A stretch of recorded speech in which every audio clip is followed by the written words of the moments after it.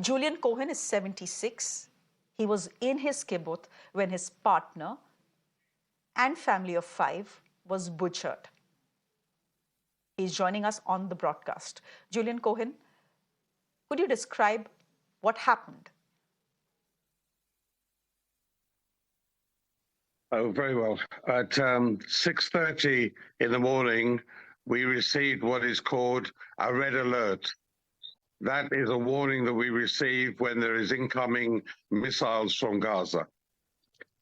At that moment, we are supposed to go to the shelters and lock the doors if possible, and to stay in the shelter until we are given an all clear.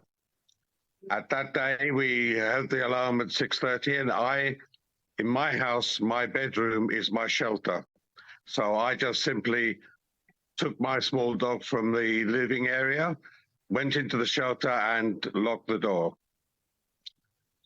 We then got on our personal communication system within the kibbutz a notice to say, don't leave the shelters. There are people inside the kibbutz shooting. We could hear them going around and shooting and so forth.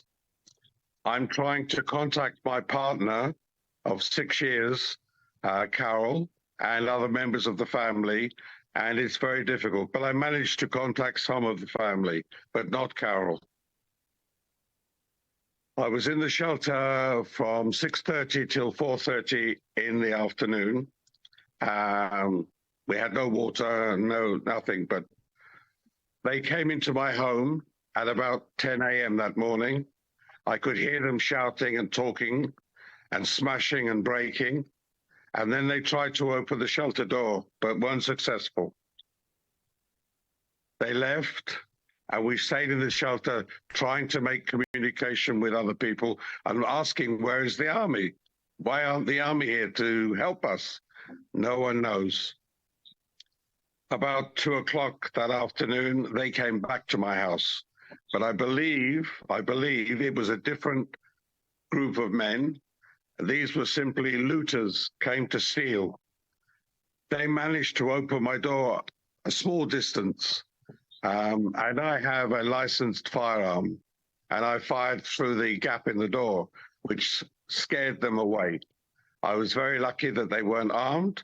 They would just come to steal, and they ran away and never came back. So I managed to reclose the door and took a wardrobe where I keep my clothes and forced it into the entryway of the door.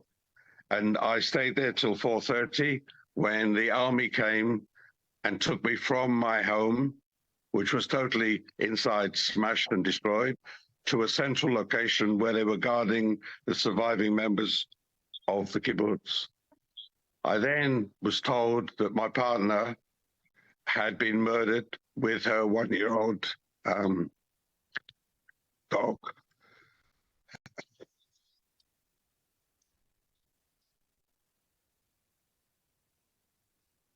She didn't have time to get into the shelter before they attacked her house. Apparently, the terrorists were already in the area, in the kibbutz, before the first alarm went off. And we have separate, although we're partners, we have our own separate little houses. And her shelter is at the other end of her building. And trying to get there, and she didn't get there in time to get inside and maybe close the door and keep them away. After I'd been told about Carol has 4 children, an elder daughter that lives in Tel Aviv, 2 daughters and a young son who live on the kibbutz. Jonathan Simantov. I was told that the terrorists had managed to get into their home and had murdered him, his wife, their twins of twin girls, 6 years old, and their 3-year-old son. After this, the army gathered us together.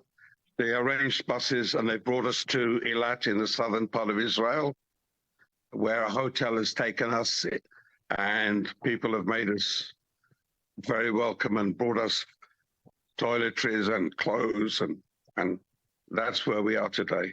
And that was our day.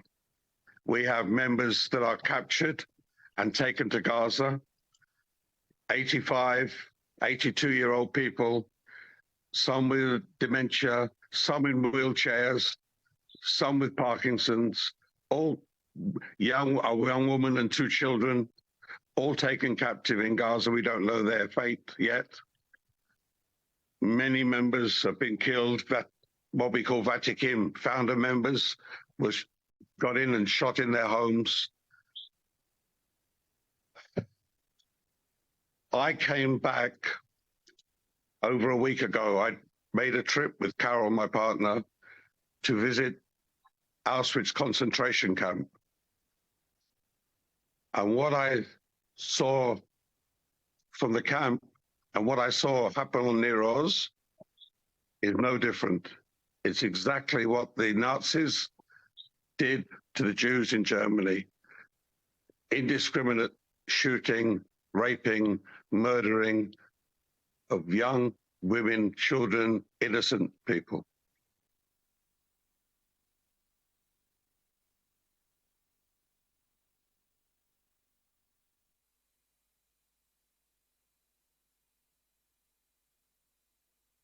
For telling us this is Israel's Holocaust. Mr. Cohen, thank you very much for describing something I'm sure that you will probably not forget for the rest of your life. Thank you very much. You were in the kibbutz when armed gunmen come in, terrorists come in. You managed to save yourself, but your partner and a family of 5 has now been wiped away. Those are the horror stories coming out of Israel. And I'm going straight to Israel, where my colleague Pradeep is joining us from. Pradeep, where are you and what is it that you see around you? The stories we are hearing are absolutely horrifying. Yes, you're absolutely right. In fact, right now I'm in southern Israel, and this area is affected because of the shelling and firing of rockets from Gaza side by Hamas terrorists. Short while back, I was inside the building. All of a sudden, there was a shrill voice of siren. And whenever there is a voice of siren, that only brings in death and destruction here. We saw that one building was damaged, the second apartment and second story in the civilian apartment. And after that, there was another explosion in a hospital nearby. The Child Development Center was hit. That clearly shows the intent of Hamas people. What they're trying to do, they're trying to inflict civilian casualty. As one of the panelists was short while back saying that they are not even sparing women and children, and it is even worse crime than the Holocaust what has been committed by Hamas. That's one of the reasons that Benjamin Netanyahu, while today morning he was speaking to Joe Biden of the President of United States of America, one, he was thanking him for providing logistic support. Then second thing he said that even they are worse than what ISIS used to do. That's one of the reasons that right now the most wanted man for Israel people is Mohammed Daif. Mohammed Daif is the Hamas commander who is said to be hiding somewhere in Gaza, Al-Farqan area, from where he's executing this crime. And he is called Osama bin Laden of Palestine, and also he is called Baghdadi of Palestine, because the kind of the crime that he has committed, he has not spared women and children. And in Kafar Azza village, the body of 40 children have been recovered. Most of their heads have been chopped. They have not even spared toddlers, so who were in the cradle. And what has been their fault? The question everybody here is asking, that why the women and children are being targeted. On one hand, they are the one who keep raising the voice for the human rights violation being committed by the Israeli forces, but they have to understand it was the Hamas people who had started. Now the Israeli troops are only retaliating, and this is what even the people in Palestine need to understand, because they are the one who are using them as cannon fodder for their vested interests. They are always hiding behind the population from where they keep on firing rocket and carry out their sinister plot. And when the areas is targeted, it is always the people who have to face the brunt. So not these terrorists. So right now the Israeli government is trying its level best to wipe out this Mohammed Daif, the commander of Hamas. They're also trying to dismantle all those hideouts inside Gaza. We saw that short while back, even the special forces were moving towards that area. They are going to assist Israeli defense forces in this attack against these terrorists, because we have seen for the last 3-4 days it's only the bombing by the fighter jets, because they are trying to dismantle their infrastructure. They are trying to to create further problems for them. But at the end of the day, war will only be won once the land forces will start moving in that area. And for that, these fighter jets are providing the cover fire. Let's see how long it will take the land forces to enter inside, because special forces are already camping there on border. We saw that while we were standing at the Sirot area. Sirot area is the one area you must be remembering on very first day after that unprovoked aggression, when we saw the infiltration from their side. The gun-toting Hamas terrorists were seen moving on the streets of Sirot.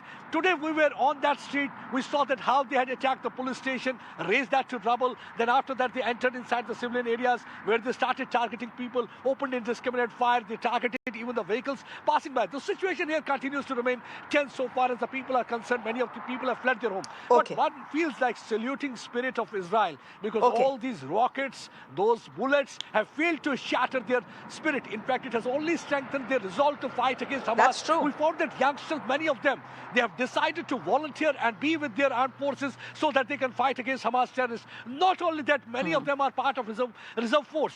And some of them have decided to help by providing edible oil, providing all those eatable and other items to the people who have been displaced during the last 3-4 days. So they are helping each other. Whatever resources they have, they are pooling in those resources. That is true. The resilience of Israel is something that that really defines the spirit of that country. That is Pradeep reporting from the war zone for us. 3,600 people killed.